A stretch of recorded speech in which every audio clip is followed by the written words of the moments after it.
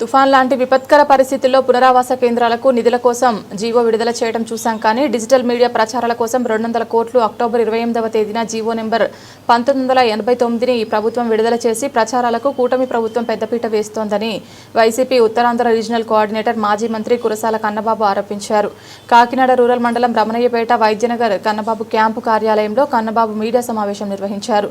ఈ సందర్భంగా కన్నబాబు మీడియాతో మాట్లాడుతూ మోంతా తుఫాన్ రైతాంగాన్ని తీవ్రంగా నష్టపరిచిందని, రైతుల కష్టాన్ని కల్లారా చూస్తే బాధ కలుగుతుందని, వాస్తవ పరిస్థితిలోకి రావాల్సిన ప్రభుత్వం ఊహల్లో తేలిపోతుందన్నారు. సంక్షోభాలను, తుఫాన్లను చంద్రబాబు ఎదుర్కొంటున్నట్లు అమెరికా సైతం ఎదుర్కోలేదని, కూటమి ప్రభుత్వం గొప్పలు చెప్పుకుంటుందని విమర్శించారు. జగన్మోహన్ రెడ్డి పాలనలో రియలిస్టిక్ గవర్నమెంట్ చూశామని గుర్తు చేశారు. సమయానికి సేవలు అందకపోతే మీ రియల్ గవర్నెన్స్ ఎవరికి కావాలన్నారు. ఎకరానికి 25,000 ఇవ్వాలని ప్రతిపక్షంలో డిమాండ్ చేసిన కూటమి ఇప్పుడు రైతులకు ఎంత ఇస్తుందో చూడాలన్నారు. పార్టీలకు, కులమతాలకు అతీతంగా రైతులకు నష్టపరిహారం అందే విధంగా వైసీపీ శ్రేణులు కృషి చేయాలని జగన్మోహన్ రెడ్డి ఆదేశించారు. తుఫాన్ వల్ల నష్టపోయిన ఏ ఒక్క కుటుంబాన్ని వదలకుండా నష్టపరిహారం అందించాలని మాజీ మంత్రి కన్నబాబు ప్రభుత్వాన్ని డిమాండ్ చేశారు. ఆ రోజు ప్రతి ఒక్కరికి ప్రీమియం రూపాయి చెల్లించకపోయినా పంటల బీమా ఇచ్చాం కదా. మరి ఈరోజు ఏం చేశారు? మీరు కంపెనీలతో మాట్లాడి దాని ఇంప్లిమెంటేషన్కి మీరు తీసుకొచ్చిన విధానం చూస్తే ప్రీమియము ఒక జిల్లాకి సంబంధమే లేదు. ఖరీఫ్లో ఇక్కడ కాకినాడ జిల్లాలో ఎకరానికి 760 రూపాయలు కట్టాలి రైతు. అదే తూర్పుగోదావరి జిల్లాలో 570 రూపాయలు, కోనసీమ జిల్లాలో 76 రూపాయలు, పశ్చిమ గోదావరిలో 210, కృష్ణాలో అయితే 830, ఏలూరు జిల్లాలో 840. అసలు ఏంటి? నేను అర్థం ఉందా? రాష్ట్రం అంతా ఒకే విధానం ఉండదా? ఇక్కడ రైతు ఒక రకమైన ప్రీమియం ఎందుకు కట్టాలి, అక్కడ రైతు ఒక రకమైన ప్రీమియం ఎందుకు కట్టాలి? మీరు కంపెనీలు కూర్చోబెట్టి మాట్లాడలేరా? మిర్చి అయితే నంద్యాలలో ఎకరానికి 2,880 రూపాయలు ప్రీమియం కట్టాలి.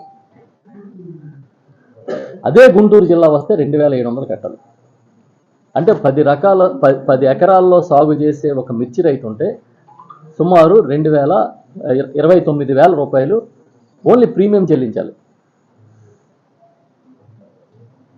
ఇక ఇప్పుడు మొదలవుద్ది అసలు స్టోరీ.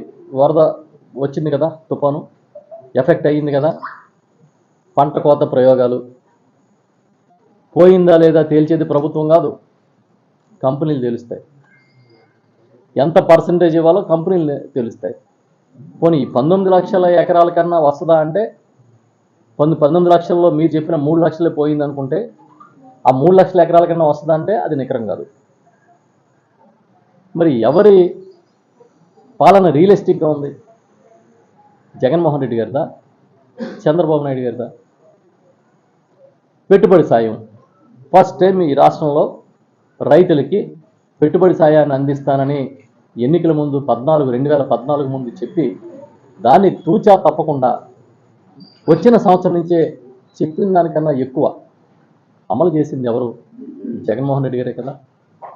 మీరేమన్నారు? మేము వస్తే ఎకరానికి 20,000 ఇస్తాం, అది కూడా పిఎం కిసాన్ కాకుండా అని చెప్పారు కదా. ఇప్పుడు అసలు ఎన్ని లక్షల మందికి ఇచ్చారు పెట్టుబడి సాయం? ఎంతమందిని మీరు కవర్ చేశారు చెప్పండి. మేము అడిగితే ఏదో రాజకీయం కోసం మాట్లాడినట్టుగా మీరు ప్రచారం చేసి కొట్టుపడేస్తారు. అసలు మార్కెటింగ్ వ్యవస్థలన్నీ కుప్పకూలిపోలేదా? ఎక్కడ మార్కెట్ ఇంటర్వెన్షన్ జరిగిందా? పోనీ ఈ జిల్లాలోనే ఉమ్మడి తూర్పుగోదావరి జిల్లాకు వచ్చి పోయిన సీజన్లో ధాన్యం ఎంత కొన్నారో కనుక్కోండి, ఎంత తక్కువ కొన్నారో కనుక్కోండి.